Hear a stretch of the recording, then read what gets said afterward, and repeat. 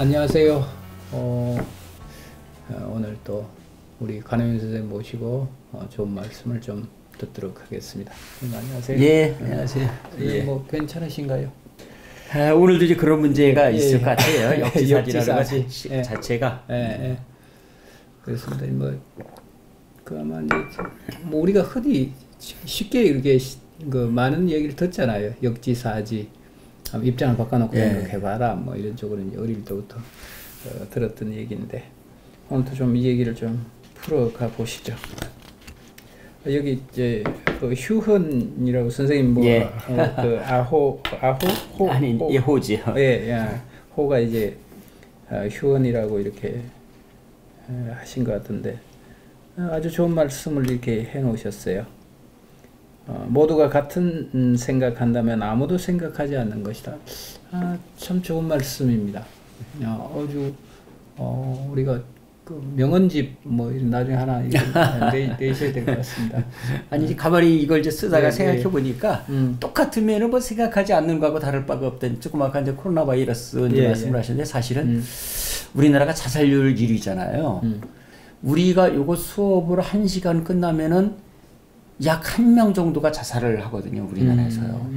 예, 그 3시간에 2명 정도가 이렇게 꼴로다가 된다고 그러던가 그렇게 되거든요. 그럼 오늘 하루 자살하는 일만 해더라도 엄청난 거거든요. 사실 이런 문제를 전 국가적인 이 재앙으로서 만약에 이걸 해결하러 둔다 그러면은 어쩌면 우리나라의 그 자살률은 현저하게 떨어지지 않을까. 그런 생각을 해보는 거죠. 어쩌면 이제 역지사지로서 물론 이제 중국인들이 또 우리를 바라보고 우리가 중국을 바라보는 거하고 다 이제 다르겠습니다만. 근데 이제 그 부분은 조금 저는 또 오늘 이상하게 선생님하고 이렇게 자꾸 이게 그렇죠. 생각이 다르다라는 거. 그래서 자살률이라고 하는 것은 우리가 그 코로나 바이러스는 자기 선택이 아니잖아요. 일종의 뭐라 그럴까요? 내가 걸리고 싶어서 걸리는 것도 아니고 안 걸리고 싶다고 해서 안 걸리는 그런 그 문제가 아니죠. 전염병이 아니죠. 근데 자살이라고 하는 것은 다분히 개인의 선택과 관련된 그런 문제가 개입이 되잖아요. 그렇지 않겠습니까? 그래서 우리가 이제 이 뭐라 그럴까요? 코로나 같은 거, 전염병 같은 것들은 국가 차원에서 이게 관리를 하는 부분이고 물론 자살률이 낮으면 좋죠. 사회가 굉장히 풍요롭거나 아니면 안정된 사회가 된다고 하더라도 자살은 한다고 그래요. 사람들의 어떤 삶의 선택에 의해서 또는 자기의 취향에 의해서 자살을 이렇게 선택을 하는데 전염병은 그와는 또 다른 부분입니다. 그래서 아까도 제가 말씀드린 것처럼 전염병이 내가 들고 싶다고 해서 드는 것도 아니고 안 걸리고 싶다고 해서 안 걸리는 그런 부분들이 아니라서 이런 부분들은 이제 국가가 관리하는 쪽이 아닌가 이런 생각이 듭니다. 한마디 하겠습니다. 제가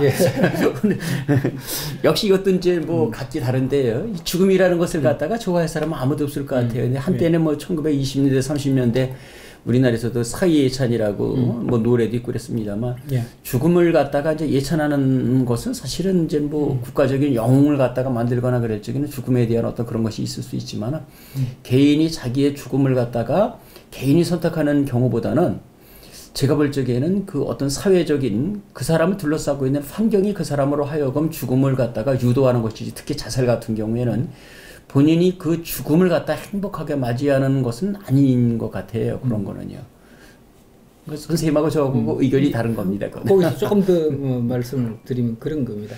똑같은 무게라도 예를 들어서 우리가 어떤 그 외부적 충격이라든가 바라보는 시각에 따라서 어떤 문제를 아주 심각하게 받아들이는 사람이 있고요. 그렇죠. 또 어떤 사람은 그걸 대수롭지 않게 해서 극복하는 사람이 있습니다. 그래서 우리가 이제 자살 얘기를 이렇게 오늘 이상하게 방송에서 자살부터 이렇게 시작해서 아침부터 그러네요. 그렇지만 이 자살이라고 하는 문제는 다분히 개인의 어떤 뭐라 그럴까요? 소통, 사회와의 어떤 관계, 접촉성 이런 것들에 대한 부분이 강하지 않은가 이런 생각을 합니다. 또한 마찬가지로 우리가 교통사고를 생각한다면 교통사고 그 통계는 제가 잘 모르지만 아마 한 해 우리 이 대한민국만 하더라도 사고사로 이렇게 돌아가시는 분들이 꽤 많지 않겠습니까? 예, 그렇겠죠. 자살률보다는 훨씬 더 많겠죠. 네. 그렇다고 해서 자동차를 다 때려 부셔야 된다 이런 얘기를 하지는 않잖아요. 네. 하지는 않지 않습니까? 그래서 그 부분은 다분히 이제 개인적인 능력과 운전 미숙과 또는 뭐 법규 위반과 뭐 이런 것들과 연관된 그런 부분입니다. 그래서 우리가 자살을 조장하는 사회도 문제지만 글쎄요, 개인의 어떤 그 태도, 대사회적인 태도도 조금은 좀 고쳐야 되지 않을까 이런 생각을 합니다. 자, 뭐 시청자분들께서는 뭐 지금 우리 둘이서 뭐 딴 얘기하고 있다고 생각하실 필요 없습니다. 오늘 역지사지거든요. 처지를 바꿔서 생각을 해보는 거니까 얼마든지 저희들의 의견에 또 반론을 갖다가 펼칠 수도 있고요. 아니 우리가 이게 보통 뭐 방송 같은데 이렇게 보면 그 여당 야당이 이렇게 나와서 어떤 그 토론 주제를 하나를 가지고 서로 공방을 하고 이렇게 하잖아요. 근데 오늘 이상하게 우리 프로가 그런 프로의 형식이 이렇게 되어버렸습니다. 역지사지라고 하는 문제를 가지고. 좋습니다. 뭐 출발부터가 아주 괜찮습니다. 자, 한번 본론으로 한번 들어가 보죠. 뭐. 예. 누가 나에게 자네는 사람이 아닐세 하고 지독한 욕 퍼부었다고 생각해보자. 발끈 성내지 않을 사람이 없겠지만 일단 이달충의 애오 잔병서라는 글 보고 화를 내더라도 내보자라고 하는 글입니다. 그래서 이 부분은 선생님이 좀 뭐 애오라는 것이 이제 이 사랑하고 미워한다는 거거든요. 근데 사랑하고 미워하는 거, 사랑할 만한 것을 사랑하고 미워할 만한 것을 우리가 미워한다고 생각을 하지만 그것도 잘 생각해 보면은 사랑하고 미워하는 것도 다를 바가 없다라는 이제 그런 내용이거든요. 이게 어떤 사람이 나를 갖다가 참 간우윤이는 참 괜찮은 사람일세. 그러면 제가 기분이 좋잖아요. 그 사람을 사랑하고 예쁘게 생각하고 그럴 텐데 별로 이달충이라는 분은 그러지 말라는 거예요. 그 사람이 어떤 사람이냐에 따라서 달라진다라는 거죠. 그 사람이 만약에 남들이 다 그 사람, 저 사람은 좀 시원찮은 사람인데 그랬는데 그 사람이 만약에 저를 갖다 좋아한다 그러면 제가 좋아할 리가 뭐가 있는지 말이에요.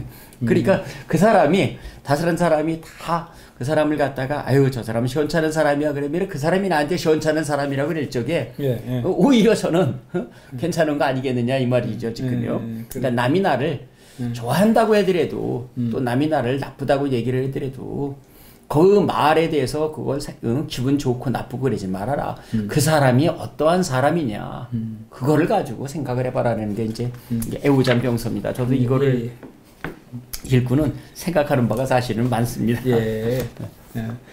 그 보니까 재미난 얘기가 뭐 우리 오늘 주제하고는 조금 벗어날 수도 있는데 여기 이달충이라는 분이 고려시대 유학자인데 이 양반이 신동과의 어떤 그 얽힘이라고 하는 문제가 여기 적시가 되어 있네요. 당시에 그 신돈이 그 대단한 그 세력가에 있었잖아요. 그랬습니다. 그래가지고 뭐 이제 우왕이라든지 거기도 이제 뭐 신돈에 이제 뭐 자식이니 뭐니 이런 얘기도 있고 그래서 역사에서는 이제 그 맨 뒤에 그 왕 둘을 갖다가 고려 시대의 왕 둘을 갖다가 이제 그 왕의 통계에다 넣지 않고 그러는 역사가들도 있고 그렇단 말이에요.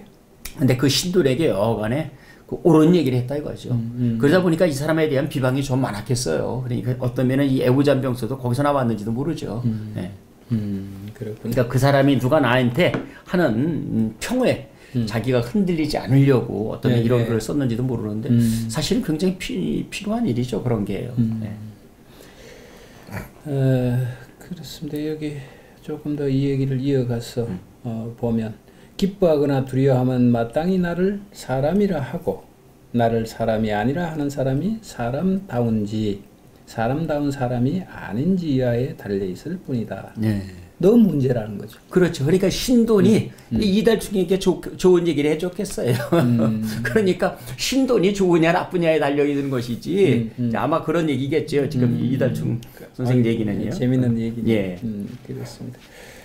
그 뭐 우리가 이제 입장을 바꿔놓고 생각해보자. 뭐 이런 얘기인데 참 그렇습니다. 그 얘기는 인간은 누구나 자기 중심이라서 그렇죠. 자기가 생각하고 싶은 바대로 생각해서 재단하는 상대를 생각하는 그런 부분들에 대한 오류를 조금 더 줄여보자. 뭐 이런 차원에서 우리가 역지사지라고 하는 얘기를 하는 것 같은데 살다가 보면 이런 일들이 무수히 많죠. 그럼요. 이게 처지에 문이 달려 있다라는 이제 우리나라 속담이 있는데 예를 들어서 짜장면집에 한테 짜장면 먹으라 그러면 그냥 싫겠죠. 매일 먹으니까. 그런데 배가 고픈 녀석에게 나는 짜장면을 갖다 매일 먹어가지고 맛이 없어 그런다 그러면은 그 굶주려 있는 아이에게 그 말은 처지에 맞지 않는 말이잖아요. 그러니까 처지에 문이 달려 있다고 그 사람이 어떤 처지에 있느냐에 따라 가지고 다르지 않겠느냐. 물론 이제 옆에 이제 저번에 메르스도 있었고 이번에 이제 코로나 바이러스도 있고 내 주변에 그런 일이 있으면 저도 아마 좀 전처럼 그런 얘기는 못 했을 거예요. 그런 일이 없으니까 아마 그렇게 이제 쉽게 얘기를 했고 어떤 면은 자살률에 비교해서 이제 얘기를 했는지도 모르는 거죠. 요 박규 선생이 동방예의지국이라는 걸 이제 제가 써놨는데 이것도 이제 그런 의미에서 한번 좀 생각해 볼 필요가 있거든요. 우리는 동방예의지국 그러면 모두가 다 그냥 좋다고만 생각을 한단 말이에요, 사실은요. 옛날에 한번 이 얘기 한 적이 있죠. 우리가 이 시간에. 그랬습니다. 그러니까 거기 조금 보면은 걸핏하면 예의 나라라고 하는데 지금도 사실 그랬는데 우리나라 제가 볼 적에는 솔직히 말씀드려가지고 예의가 난 글쎄 다른 나라를 많이 다녀보지는 않았지만은 예의가 그렇게 있다고 보지는 않습니다. 전철에서의 행동하는 거 이런 걸 보면은 핸드폰 크게 받고 어찌됐건 다시 우리가 들어와가지고요. 그 예의의 나라 그랬는데 이걸 박규 선생이 연암 선생의 손자거든요. 우의정까지 지낸 양반이고.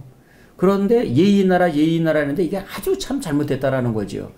예의 나라라는 건 중국이 우리나라한테 동쪽에 있는 나라 중에서 이거 동방이죠. 오랑캐 다 오랑캐인데 동쪽에 있는 오랑캐 그 조선이라는 나라가 예의가 좀 다른 오랑캐들에 비해서 있다. 그래가지고 예의가 있는 나라 동방예의지교를 했는데 이것이 무슨 대단하냐 이거죠. 그러니까 그대로 읽어보면은 걸핏하면 예의 나라라고 하는데 나는 이 말을 본 뒤부터 아주 추하게 여겼다. 천하만고에 어찌 국가가 되어서 예의가 없겠는가. 예의 없는 국가가 어디 있느냐 이거야. 다 예의가 있으니까 국가가 되지요. 이는 중국이 오랑캐들 가운데 바로 예의 있음을 가상히 여겨 예의 나라라고 칭함에 불과하다. 본래 수치스러운 말이니 스스로 천하의 뽐내기가 부족하다. 차츰 지체와 문벌이 생기며 번번이 양반하는데 이것도 가장 감당치 어려운 수치스러운 말이다. 양반은 또 뭐냐 이거죠. 그러면서 양반 이런 게 아주 가장 무식한 말이다. 지금도 걸핏하면 자칭 예의 나라라고 한다. 예의가 무엇인지도 모르면서 입버릇처럼 떠들어만 된다. 정말 예의가 뭔가요? 서로가 서로를 존중해 주는 거잖아요. 양반이 쌍놈을 무시하는 게 예의가 아니란 말이에요. 이제 나이가 많다고 해가지고 나이가 적은 사람을 무시하는 건 예의가 아니잖아요. 예의가 있는 대답을 행동을 해야지만 그 사람에게 예의 있는 사람으로서 대접해 주는 것이죠. 나이가 많고 적고 관에 상관없이 또 남자건 여자건 상관없이 가진 자건 못 가진 자건 상관없이 벼슬이 높고 낮고 상관없이요. 그게 예의가 있는 나라지. 벼슬이 높다고 해가지고 낮은 자에게 하대하고 함부로 하거나 이거는 예의가 없는 것이죠. 그런 부분들은 선생님 말씀하신 것처럼 우리가 그 뭐라 그럴까요? 서로에 대한 존중이라고. 그렇죠. 그것만 가진다면 그럼 다른 뭐 예의를 지켜라 말아라 할 이유도 없고요. 그런 것 같습니다. 근데 저번 시간에도 우리가 좀 말씀을 서로 이렇게 얘기를 나누기도 했지만 동방예의지국이라고 하는 것은 뭐 이 가장 근본적인 이 박 교수라고 하는 분의 말씀을 이렇게 들어보면 4대입니다. 4대. 제가 볼 때는 그렇습니다. 중국에서 바라볼 때는 고분고분한 나라의 백성, 고분고분한 동방에 있는 나라, 중국에게 고분고분한 이런 나라에 대한 얘기를 하고 있는 거거든요. 중국 입장에서는 동방예의지국이라고 하는 것은 저 동쪽에 있는 오랑캐 나라가 참 우리에게는 뭐라 그럴까요? 좀 그 우리 말도 잘 듣고 그다음에 뭐 스스로 또 우리에게 복종하고 복속하는 그런 자세를 취하는 그런 것을 보고 이제 동방예의지국이니 이런 얘기를 하는 것이 아닌가 이런 생각이 듭니다. 그래서 우리가 중국인들뿐만 아니라 뭐 우리나라도 마찬가지고 일본도 마찬가지고 우리가 서로에 대한 존중만 가진다면 우리 갈등할 이유가 없잖아요. 그렇죠. 갈등할 이유가 없죠. 근데 역사적으로 보면 그렇지 않아서 우리가 동방예의지국이니 뭐 이런 말들에 대한 박규수 선생의 비판이 요즘 새삼스럽게 이렇게 생각하면 그 옛날 얘기 같지 않다. 옛날 얘기 같지 않다 이런 생각을 합니다. 좋습니다. 환제총서에 대한 환제총서가 환제가 이제 박규 선생의 호예요. 그런가요? 박규수 선생님의 그 호가 환제시군요. 환제. 그렇습니다. 그 조금 여기 뭐 수치도 있고 뭐 여러 개 있는데 그 제가 이제 예를 몇 개 들었는데요. 우리는 이제 필리콘 그러면 하얗다고 생각하잖아요. 근데 그 새끼는 코몬빛이랍니다. 또 필리콘이요. 새끼 일적에는. 그 다음에 우리는 바다가 그냥 파랗다고만 생각을 하잖아요. 근데 세네갈에 있는 것은 붉은 바다랍니다. 그 염분이 들어있어서 그런지요. 하여튼 그 붉은색을 띠고 있고요. 우리 빛 그러면 그것은 어둠을 몰아낸다고 생각하잖아요. 그런데 빛이 바뀔수록 빛이 밝을수록 어둠이 확대된다라는 거예요. 어둠이 더 짙어지잖아요. 그 빛이 없는 쪽은 어둠이 더 강하게 된단 말이에요. 빛으로 인하여서. 그 밑에 적어놓은 거는 이제 식량 자급률도 보니까 우리 지금 뭐 넉넉하게 먹잖아요. 근데 겨우 51%랍니다. 이게 이제 수치가 이제 몇 년 전 거기 때문에 어떻게 바뀌어졌을지는 모르겠지만은요. 그래가지고 곡물 자급률로만 따진다 그러면은 우리가 경제협력개발기구 30개국 중에서 29위래요. 26.2%밖에 안 된답니다. 그러니까 이게 뭐 엄청 떨어지는 것이죠. 그 다음에 그 뭐 1과 10에서 중간 그러면은 저기 전순 씨 얼마죠? 1과 5 아니에요. 5.5예요. 잘 한번 생각해 보세요. 1에서 9위 중간이 5예요. 1에서 10위 중간은 5.5. 그 다음에 1, 2, 3, 4, 5 다음에 뭐가 들어갈까요? 5.1. 그렇죠. 5.01이 들어갈 수도 있고 금방 5.0001이 들어갈 수도 있는데 1, 2, 3, 4, 5하고 가로치면 무조건 6을 쓴단 말이에요. 그렇잖아요. 괄호 속에 들어갈 게 뭐가 들어갈지를 모르는데 이런 것이 어떤 좀 맹목적으로다가 생각을 하는 것은 이제 아닌가. 어떤 상식의 일반화를 갖다가 상식 속에 사실은 일반화가 할 수 없는 게 굉장히 많거든요. 상식의 특수성 같은 걸. 근데 그 상식을 일반화시키는 것이 좀 과하게 된다 그러면은 한번 역지사지의 정신을 가지고 좀 그것을 살펴봐야 되지 않을까. 그런 예를 이제 또 하나 제가 이제 찾아본 게 바로 뭐냐면은 맹자가 이제 그 뒤에 이제 해 부분에 있는데 이 362쪽에 맹자가 이제 하우하고 후직하고 안회라는 사람이 있는데 이 맹자는 하우와 후직과 안회를 동일하게 봅니다. 그런데 하우라는 사람은 하우시라는 사람이나 후직이는 다 정치가예요. 하우와 후직은 태평한 세상에 자기 집 문 앞 3번씩을 지나가면서도 공무를 보는 중이라고 들어가지 않았어요. 그렇게 참 정치를 열심히 한 사람이에요. 하우하고 후직하고. 근데 아내는 정치를 하지 않고 나는 그냥 편안하게 곱게 침지라 딱 그냥 밥 한 사발 먹고 그저 물 한 모금 먹고 팔이나 이렇게 베고 그저 잠을 자면은 그게 제가 그냥 가장 하고 싶은 얘기입니다. 그랬더니 공자가 야 너야말로 그게 제일 좋은 거다 이렇게 말씀을 하셨거든요. 그러면은 그리고 일찍 죽었어요. 또 아내라는 사람은 정치인도 아니고 아무것도 아니에요. 그런데 맹자는 하우하고 후직이라는 아주 그 높은 정치인과 그 안회라는 사람을 동일하게 본다는 거예요. 그 이유는 뜻이 같다라는 겁니다. 하우와 후직과 안회는 같은 뜻을 가졌기 때문에 하우라는 사람이 물에 빠진 백성이 있으면 자신이 치수를 잘못해서 그들을 빠지게 한다고 여겼고 후직이라는 사람은 또 굶주리는 사람이 있으면 내가 정치를 잘못해서 저 사람이 굶주리게 한다고 생각을 했는데 안회라는 사람이 만약에 하우시가 되고 하우와 같은 처지로 임금의 자리에 있고 안회라는 사람이 후직과 같은 자리에 있으면은 안회도 똑같이 굶주리는 사람을 보면 내가 정치를 잘못해서 그렇게 저 사람이 굶주리는구나.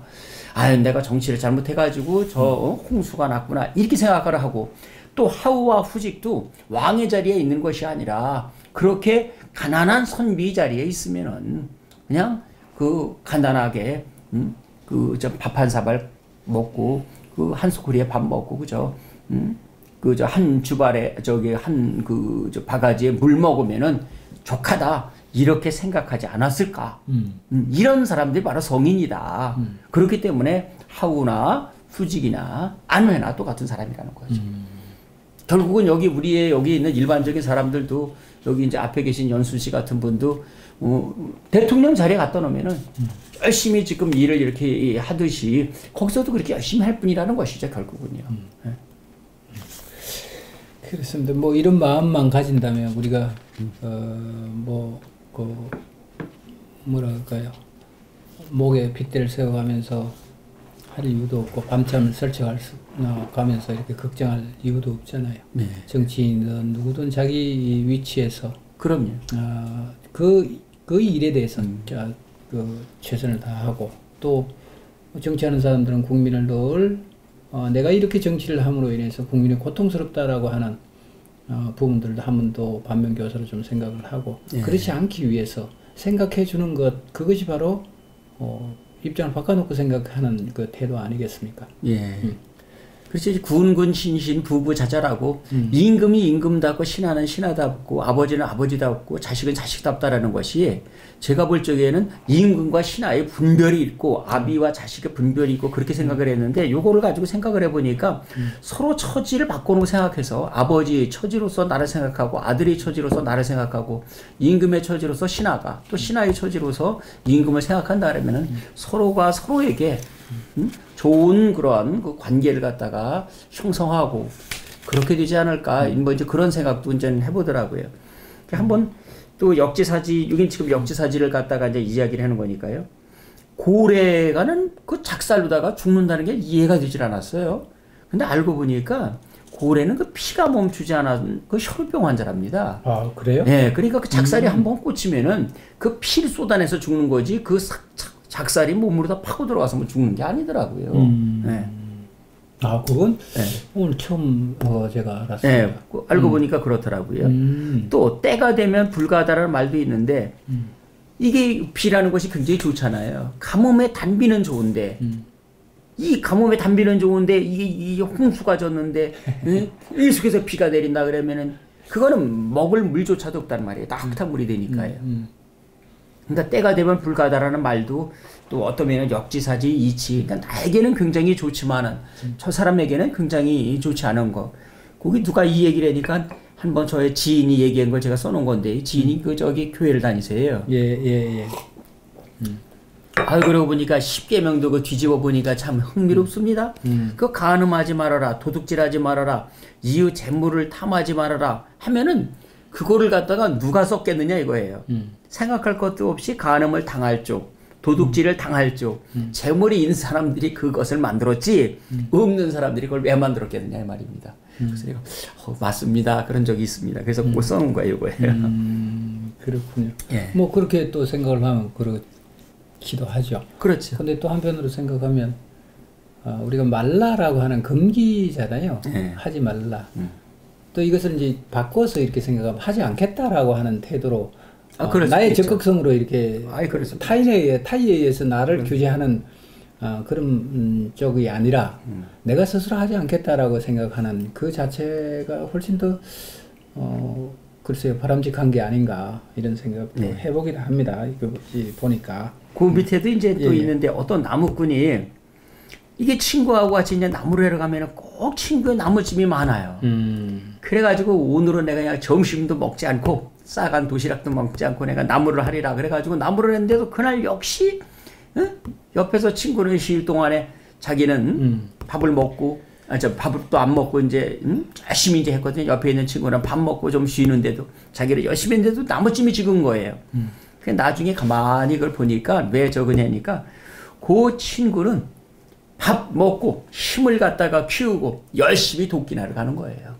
그러니까 도끼나를 가려니까 금방 나무를 갖다 싹싹싹 베어내지 뭐예요. 근데 이 친구는 계속해서 나무만 그 무딘 도끼로다가 하고 또 저 밥도 안 먹고 하니까 힘이 없잖아요. 그러니까 나무찜이 떨어질 수밖에 없는 거죠. 네. 어떻게 보면 좀 미련하다 그래요. 그렇죠. 그런가요? 미련하다.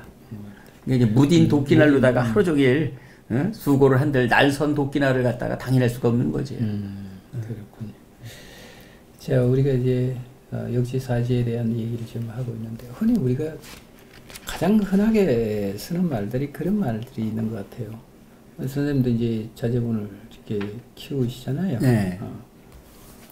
그럼 부모가 이게 속상하고 하면, 특히 이제 여자분들이 그런 말씀을 이게 많이 하는 것 같은데, 니도 커서 부모가 돼봐라. 네. 부모가 돼봐라. 그러면 그때 내가 지금 얼마나 힘든가에 대해서 그때서야 알게 될 거다. 뭐 이렇게 이제 우리가 많이 얘기하잖아요. 그렇죠. 그래서 그런 부분들을 생각하면 글쎄요. 그런 것 같아요. 사실이. 저도 이제 젊을 때는 그 부모님들이 고생한다라고 하는 거는 알죠. 근데 그게 마음 깊숙이까지 이렇게 박혀서 얼마나 고생할까라고 하는 그 부분을 잘 헤아리지를 못했어요. 예. 알아내지를 못했습니다. 근데 이제 나이 40이 지나고 한 50이 이렇게 지나니까 참 고생하셨구나. 왜 제가 이제 그런 생각을 자꾸 하냐면 우리 부모들은 글쎄 선생님 뭐 그 몇 형제분이세요? 저는 이남일녀예요. 그때부터 아주 그 근대적인 그 예. 가족 계획을 세우셨네요, 부모님들이. 근데 대체적으로 보면 우리가 5, 6형제는 보통입니다. 제가 예. 이렇게 클 때만. 그럼요. 그때 그랬죠. 많으면 뭐 10남매씩 네. 있기도 하고요. 그래서 그 부모님들이 그 버리는 팍팍하고 없잖아요. 뭐 어디 네. 가서 뭐 막노동을 할 때도 없고요. 어디 가서 뭐 벌어서 식구들 건사를 해야 되는데 부모님들이 이제 아침부터 저녁 늦게까지 이렇게 노동을 합니다. 하면서도 큰거리 입에 풀칠하기도 참 힘들었던 시절이죠. 근데 당신 그 1년 내내 봐도 당신 양말 한 짝을 이렇게 못 사. 그랬죠. 당신 스스로가. 근데 이제 자식들은 그런다, 뭐 산학금인가요? 공락금인가? 등록금인가? 뭐 이런 거 학교에서 못 내면 또 선생들이 또 독촉을 하죠. 그럼요. 때리기도 하고. 예, 독촉하고 이렇게 하면 그 돈 안 준다고 그 뭐라 그럴까요? 그 투정 부리고 이렇게 하는 걸 부모 입장에서는 얼마나 가슴이 미어졌을까? 그렇죠. 이런 생각을 해보기도 합니다. 그래서 요즘 제가 이렇게 보면 제가 또 그런 것 같아요. 제 자식을 키우면서도 보면 저놈 이것 정도는 알아주겠지.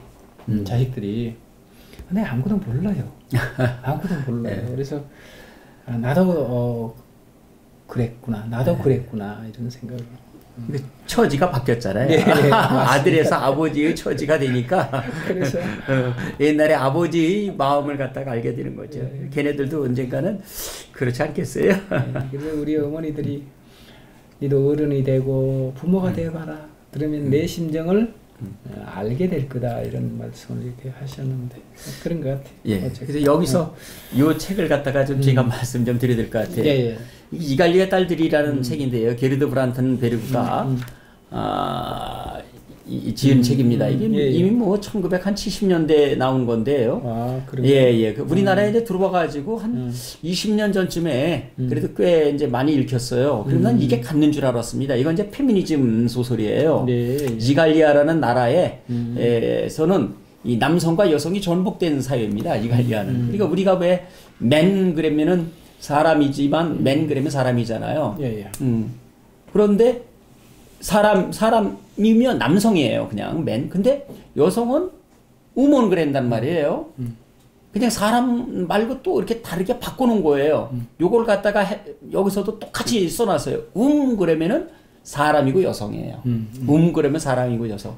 그 다음에 남성은 맨움이에요. 이런 식으로 다 바꿔놨습니다. 살짝 바꿔놔가지고 이갈리아의 땀들의 나라에서는 남성이 이 여성보다 못해요. 지위가 낮습니다. 그래서 남성이 예를 들어가지고 배를 타고 바다로 나간다 그러면 여성들이 코를 쥐어 잡고는 웃는 거예요. 가소롭다고. 그러니까 하여튼 반대의 세상이라 그러면 됩니다. 그래서 이제 이것은 일종의 이제 어떤 페미니즘 세계에 이 남성 우월주의에 대한 그 여성들의 그것을 세계를 펼치고자 쓴 소설이거든요. 그런데 이게 이제 같다고 생각을 했었습니다. 그래가지고 남성 여성이 이제 평등해가지고 이제 젠더라는 말도 만들었잖아요. 이제 맨이라는 말 쓰지 말고 남성과 여성을 동등하게 지칭하는 젠더라는 말을 쓰자 그랬는데 얼마 전부터 남성 혐오라는 말이 나오고 그래요. 그러다 보니까 여성 혐오 발언이 나오고 이게 그래도 우리 사회에서 지금 젊은이들 사이에서 가끔씩 오고 가는데 여성이 어딨고 남성이 어딨겠습니까? 따지고 보면 다 그저 차별적인 어떤 신체적인 차별이 아니라 신체적인 차이가 있는 것일 뿐이지 신체적인 다름이죠. 다름이 있는 것일 뿐이지 인간으로서의 존엄성이다 이런 건 똑같은 것이죠. 사실은요. 그러니까 남성이 여성을 생각해보고 또 여성의 처지에서 남성을 생각해본다 그러면은 서로가 서로를 갖다가 미워할 이유도 없고 혐오할 이유도 없어요. 그렇잖아요. 같이 동등하게 어울렁더울렁 살아가는 이 세계관을 오늘 이건 이제 역지사지를 하면서 그래서 제가 이 책을 갖다가 가져왔습니다. 그리고 요거 참고 보충 자료에도 제가 이 책을 써놨습니다. 게르드 브란텐베르그가 지은 거. 한 번쯤 혹시 그 남성 혐오가 있거나 그 반대로다가 여성 혐오 이런 걸 가지고 계신 분들이 있거나 아니면은 남성과 여성이라는 것이 어떠한 지적 혹은 어떠한 그 육체적인 그런 차이가 있다고 생각하시는 분들은 이 책을 한번 꼭 읽어보세요. 요즘 이제 그 아주 우리 페미니즘 이 문제는 민감한 문제가 돼서 그래서 그 한때는 남성 우월적인 사회에 대한 전복이다 뭐 이런 쪽으로 이제 투쟁적으로 이렇게 이제 운동이 전개됐던 경우도 있죠. 없지 않아 있습니다. 물론 남성 우월주의 사회였던 것도 있고요. 있고. 그렇지만 제가 바라볼 때는 남성도 아니고 여성도 아닌 거죠. 여성이 우선해야 된다, 남성이 우선해야 된다라고 하는 것은 상대적 개념으로서의 어떤 그 점유입니다. 그것은 그런 시각으로 이 문제를 접근한다면 도저히 해결 방법이 없는 거죠. 그렇죠. 없습니다. 그래서 이것은 하나의 문화적 또는 그 산업사회의 진입이라고 하는 부분과 우리가 전통적으로 문화라고 하는 부분과 같이 우리가 좀 생각을 해야 되고요. 또 결론적으로 이제 제가 지금 말씀을 드리고 싶은 것은 선생님 아까 이제 아침에 처음에 이렇게 시작할 때 참 좋은 말씀을 하셨는데 서로 존중하는 마음, 존중하는 그 태도를 가지면 남성이냐 여성이냐 이것이 문제가 될 것이 없죠. 그렇지 않겠는가라고 생각을 합니다. 그래서 제가 말을 좀 더 할까요? 사물을 이제 바꿔 생각해 보기도 있는데 연암 선생의 글인데 이거 상당히 재밌습니다. 그러니까 사물을 한번 바꿔 생각해 보는 거예요. 내가 나무를 쳐다본다고 생각하지 말고 나무가 나를 쳐다본다. 내가 책상을 본다고 생각하는 것이 아니라 책상이 만약에 나를 본다. 그럼 상당히 흥미로울 것 같아요. 저 녀석이 이제 오늘도 학교로 오는구만. 어제는 졸았는데 이 녀석이 오늘은 내 얼굴에다가 침을 안 흘리고 잘 견딜까? 뭐 이렇게 이제 책상이 생각할 수도 있잖아요. 이렇듯이 그거 좀 읽어보겠습니다. 연암 선생의 글인데요. 사흘간이나 비가 주룩주룩 내립니다. 어여쁜 살구꽃이 모조리 떨어져 마당을 분홍빛으로 물들었습니다. 나는 긴 봄날 우두커니 앉아서 혼자 쌍욕놀이를 하죠. 쌍욕놀이를 갖다가 하는데요. 오른손은 갑이 되고 왼손은 을이 돼가지고 5이야 6이야 소리칩니다. 그 속에 나와 내가 있고 이기고 짐에 마음을 쓰니까 문득 상대가 있고 정말 적이라는 생각도 듭니다. 알지 못하겠습니다. 내가 내 두 손에게도 사사람을 두는 것인지 내 손이 갑과 을로 나누었으니 사물이고 나는 그 두 손에게는 조물주의 위치입니다. 그렇건만은 사사로의 한쪽 손을 편들고 한쪽 손을 억누름이 이렇습니다. 어제 비에 살구꽃은 모두 떨어졌지만 꽃망울을 터뜨릴 복숭아꽃은 이제 화사함을 뽐내겠죠. 살구꽃이 떨어지면 복숭아꽃이 피나 보죠. 나는 잘 모르겠습니다. 조물주가 복숭아꽃을 편들고 살구꽃을 억누르는 것이 역시 사사람을 두어서 그러는 것인지. 이게 참 이 글을 읽으면서 진짜 역지사지라는 것, 처지를 바꿔 생각한다는 것이 얼마나 대단한 그런 통찰력을 주는지를 알 수가 있는 거예요. 그렇군요. 그러니까 이것이 가지고 결국은 그 글을 갖다가 이렇게 구상해 가지고 참 멋진 그런 글을 만들어내셨잖아요. 그런 걸 보면 우리가 뭐 저도 이제 늘 항상 이제 그런 생각을 하죠. 뭐 시는 그렇지는 않습니다만은 뭐 그게 또 확장해서 생각하면 또 그렇다라고 우리가 바라볼 수도 있는데 글감을 찾는다 이렇게 얘기하잖아요. 근데 뭐 글감이란 게 뭐 아주 대단한 그런 사유 체계 속에서 그것이 우러나오는 것이 아니라 이것처럼 우리 연암 선생님처럼 아주 사소로운 그 놀이죠. 그렇죠. 놀이 하나를 통해서도 이렇게 훌륭하게 바라볼 수 있는 시각이 생기는구나 이런 생각이 어떤 사사람을 줄 수도 있다라는 건 같은 손인데도 내가 하다 보니까 어느 사이에 내가 왼손이 이기를 바란다는 이런 게 있다라는 거죠. 인간의 이러한 미묘한 마음. 사실은 그런 것은 아니잖아요. 어떠면은 그런 것은 아닌데도 그렇게 가질 수 있다라는 거. 만약에 그렇게 갖는다 그러면은 복숭아꽃, 살구꽃은 떨어지고 그다음에 복숭아꽃을 피면은 조물주의 위치에서 살구꽃이 밉고 그다음에 복숭아꽃이 좋으냐 이렇게 이제 넌지시 이제 물어보는 것이죠. 그 세상사라는 것도 그래. 글도 아주 고담 줄론만을 갖다 쓰려고 하는 것이 아니라 우리의 인간 생활에 평범한 글을 쓰면은 그것이 고담 줄론보다도 더 멋지게 어떠면 우리의 삶을 갖다가 사롭게 만들어가는 글이 있잖아요. 예를 들어서 이제 법정 스님의 무소유 같은 글이 그렇잖아요. 평이하지만 그 평이한 속에 세상을 갖다 파고드는 굉장히 예리한 그런 사고가 있죠. 예, 그렇습니다. 근데 우리는 어느덧 뭐 불현듯 이렇게 살다 보면 이 자꾸 분별을 하잖아요. 이것과 저것을 자꾸 편가르기를 하고 이렇게 하는데 그 편가르기라고 하는 것은 일종의 나의 주관적인 의미가 거기 개입이 되니까 그렇죠. 자꾸만 이렇게 편가르기를 합니다. 거기서부터 이제 문제가 되지 않겠는가. 여기 나는 고양이로소이다. 뭐 여기 한번 더 들어가 볼까요? 나침의 소새끼에 나는 고양이로소이다인데 말씀 잘하셔야 돼요. 나침의 소새끼. 나침의 소새끼. 갑자기 깜짝 놀랐습니다. 제가 바람이 발음하기가 하여튼 내가 이거 발음하면 애들이 웃습니다만 학생들이 그 인간 묘사한 부분이 아주 흥미롭습니다. 인간이란 동물은 사치스럽다. 발이 4개 있는데도 2개밖에 사용하지 않는 것부터가 사치다. 고양이가 우리를 보는 거죠. 아니 4발로 걸으면 그만큼 빨리 갈 텐데 언제나 2발로만 걷고 나머지 2발은 선물 받은 말린 대고포처럼 할 일 없이 들이웃고 그러니 얼마나 우습냐. 그러니까 고양이가 우리 인간을 보면 저것들 아주 비경제적인 동물이라 이거죠. 참 재밌는 표현이네요. 우리가 흔히 이제 우화적으로 인간을 비판할 때 우리 인간사를 비판할 때 우화를 이용해서 많이 풍자를 하거나 이렇게 하잖아요. 근데 그렇습니다. 우리는 2발로 늘 2손과 2발을 이용해서 뭔가를 이제 사물을 보고 대상을 취하고 그다음에 그 세상을 생각하게 되잖아요.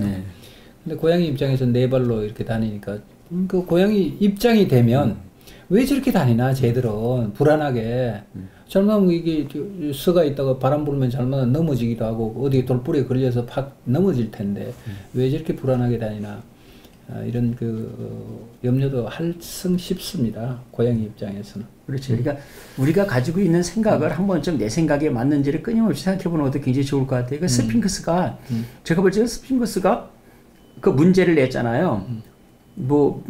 맨 처음에 태어나서는 4발로다가 하고 그다음에 2발로 걷다가 3발이 되는 게 뭐냐. 인간이잖아요. 인간.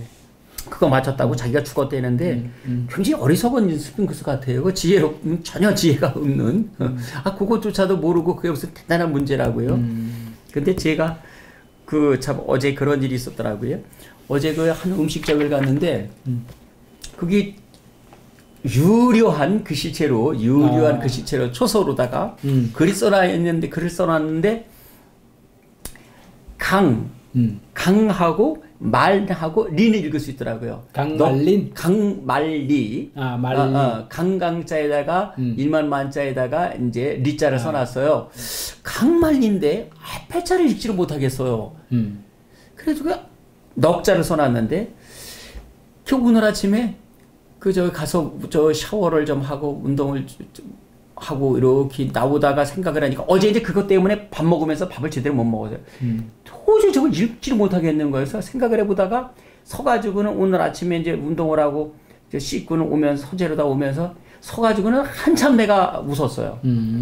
그게 월인천강 서양 만리에 거기에서 천강과 만리를 있다는 거예요. 월인천강 다른 천강을 갖다가 이렇게 비추고 서양 아주 향기로운 그 향기는 만리에까지 간다. 그런 내용이잖아요. 거기서 천강 만리를 샀는데 그러니까 쉽게 말하면 일천천자를 내가 읽지 못한 거예요.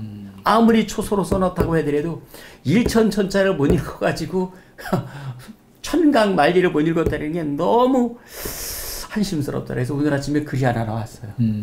비제천학이라는 글. 내가 제주도 없고 천학 학문 자체가 배움 자체가 아주 얕고도 얕구나. 그래가지고 내가 저한테 우습더라고요. 그래서 야 어떻게 천강만이 일천천자를 못 읽나. 아무리 초서로 써놓기로서니. 지금 말이 되는지 모르겠습니다. 아니요, 좋습니다. 천강만리. 우리가 그 가끔씩 이렇게 뭐 월인천강지곡 그렇죠. 뭐, 거기서 따온 거죠. 천강 따온 말인데 이제 그것을 인유 형식으로 이렇게 빌려와서 그렇죠. 시도 짓고 뭐 네, 그렇잖아요. 다른 하나지만은 참 천개의 강을 갖다 이렇게 다 비치잖아요. 월인천강지곡이 이제 거기서 가지고 온 건데 그렇습니다. 또 아주 향기로운 향기가 나면 그것이 천리양, 만리양 뭐 그러잖아요. 천리도 가고 만리도 가고 그러는 거란 말이에요. 참 그런 걸 보면 사물에 대해서 이름 부여한다는 것도 굉장히 참 어떻게 보면 놀라울 정도로 이렇게 그 지혜가 있어요. 예. 우리 꽃에도 천리향이라고 천리화라고 있죠. 예. 천리화. 그렇죠. 만리화도 천리향도 있고 만리향도 있고 뭐. 만리화도 있어요. 만리화 있죠. 만리화도. 만리화도 있어요. 네, 만리화도 있습니다. 그래서 만리까지 향기가 갈는지 모르겠습니다. 좀 만리까지 생각을 못해서 만리화가 있는지도 몰랐네요. 근데 천리화는 제가 있다는 소리는 듣고 가끔 이렇게 사진도 찾아보고 이렇게 하는데 참 꽤 좋은 말입니다. 천강만리. 네. 천강만리. 이것이 이제 오늘 선생님 말씀하시는 것처럼 천강 그 천개의 다리 강에 네. 또는 천곳의 강에 또는 온누리에 온누리라고 그렇죠. 우리가 달 하나가 달 하나 온갖 누리. 강에 그렇죠. 온갖 강에 다 비친단 말이죠. 그게 이제 섬이면 곧 그것이 하나가 되고 만 개가 되고 뭐 또 만 개가 또 하나가 되고 이런 이치인데 그런 달과 같은 사람 그런 그 천리양 만리양을 품어낼 수 있는 그런 향기 있는 사람 또 그런 글 그랬으면 참 좋겠는데 일천천자도 못 읽는데 그게 되겠는지 모르겠습니다. 저도 가끔 보면 이렇게 다니다가 저는 뭐 한문 실력이 형편은 없죠. 근데 이렇게 글 이렇게 아주 필체가 좋고 뭐라 그럴까요? 서예의 그 필력이라고 합니까? 뭐 그런 것들이 아주 기품 있게 이렇게 써놓은 글을 보면 읽고 싶고 뜻이 뭔가 궁금해요. 근데 정작 그 글씨를 못 읽으니까 답답하죠. 그래서 나중에 이제 묻기도 하고 또는 뭐 그냥 넘어가기도 이렇게 하는데 뭐 선생님이 우리가 한문에 한학에 해박한 분이 천자도 못 읽어내셨다라고 하면 저 같은 거는 한일자 그어놔도 기역자 그어놔도 뭐 읽어낼 수 있겠습니까? 여담입니다만 그러면은 한마디 한일자 할까요? 한일자 어떤 무식한 사람이요. 예. 어떤 무식한 사람이 있는데 이 사람이 그냥 이제 장돌뱅이처럼 돌아다니는 거예요. 근데 어떤 집에서 큰 대갓집에서 병풍을 갖다가 근사한 거를 만들어 놓고 이 병풍에다가 글을 써주는 분에게 후한 대접을 해주겠다 그런 거예요. 이 사람이 배가 고프니까 일단 자기가 그 병풍에다가 좋은 글을 써준다고 갔는데 이게 뭐 아는 글자가 한 글자밖에 없잖아요. 한일자 하나밖에 없는 거야. 그래가지고 먹만 갈고 있는 거야. 벼루에다가 먹. 예. 아니 왜 먹을 그렇게 하냐. 이거를 잘 갈아야지 되지 않겠냐. 먹 가는데 한 달, 종이 만드는데 종이 만지는데 한 달, 뭐하고 한 달에다 보니까 이제는 더 이상 도망갈 곳이 없는 거야. 그 이제는 한일자리도 내가 써놓고 도망가야 되겠다라고 생각을 했지요. 그래가지고 한일자리 갖다 딱 쓰고는 아이 도망을 가다가 이 대돌에 걸려가지고 넘어서 죽었어요. 그래가지고 이거는 좋은 병풍 버렸고 송장치고 해가지고 그 병풍은 이제 뭐 한일자 하나를 써놨는데 그게 병풍을 저기 광 속에다 집어넣었지요. 그런데 언제쯤 그 집안에 이제 좋은 일도 좀 많이 일어나고 이제 그랬나 봐요. 그 뒤로다. 근데 어떤 사람이 지나가다가 이 집에 와서 이렇게 보더니 이 집에 참 상서로운 기운이 서기가 있어서 들어왔는데 이 집에 뭐 아주 좋은 물건이 있습니까? 그랬더니 아니 뭐 좋은 물건은 별로 없는데 근데 저기 광 쪽에서 서기가 있는데 그랬더니 그 광에는 그 저기 병풍이 하나 있는데 어떤 놈이 그거 여차저차해서 한일자 하나 써놓고 도망갔다. 이런 게 있습니다. 그랬더니 그거를 갖다가 이제 어떤 놈이 이제 그 죽다라는 얘기는 안 했고 어떤 놈이 그 뭐 한일자 써놓은 병풍이 있습니다. 그래가지고 가서 이렇게 병풍을 이렇게 보더니 죽었다는 걸 몰랐나 봐요. 그 사람이. 근데 그거를 이렇게 보더니 이거 쓴 사람이 이거 죽었을 텐데요. 그러는 거예요. 아니 그걸 어떻게 하면 네가 진짜 대돌에 걸려서 죽었는데 자추정을 쭉 듣고는 이제 하는 얘기가 생각해 보십시오. 먹을 가는데도 그 사람이 얼마나 이 생각을 했겠습니까? 그 한 글자밖에 하나밖에는 모르는데 이거를 갖다가 요거를 어떻게 쓰나? 뭐 먹을 가면서도 그 생각, 뭐 하면서도 그 생각, 그냥 온갖 몇 개월 동안은 그 생각만 했을 거 아닙니까? 한일자만. 그러니 자기의 온 정성을 다해서 그 한일자 하나를 써놨으니 기가 다 빠졌죠. 그러니 죽을 수밖에 없는 겁니다. 그러니까 한일자 하나에도 명필이 된다 그랬더라고요. 그렇군요. 어느덧 이제 말씀을 이렇게 하다 보니까 시간도 많이 가고 뭐 오늘 또 여전히 뭐 선생님 뭐 마무리는 좀 해주셔야 된다. 네, 오늘은 그냥 한일자로 하죠. 한일자로. 한일자로 우습게 보지 말아라 이 말이죠. 그래서 뭐 여기 합당한 얘기인지는 모르겠습니다. 선생님 오늘 마치고 가시면서 이 사무실도 한일자 하나 써주시고 가시죠. 마음으로 써놓겠습니다. 예, 고맙습니다. 자, 여러분 어느덧 이 얘기가 우리가 오늘은 역지사지 입장을 바꿔놓고 한번 생각해보는 것. 그것은 꼭히 뭐 어떤 부분들을 내가 제일을 설득해야 되겠다 이런 쪽이 아니고 서로 공감하고 공존하는 사회를 만들어가는 것이 그런 부분들에 대한 가장 기본적인 태도가 역지사지가 아닌가 이런 생각을 합니다. 오늘 한은 선생님 모시고 좋은 말씀을 들었습니다.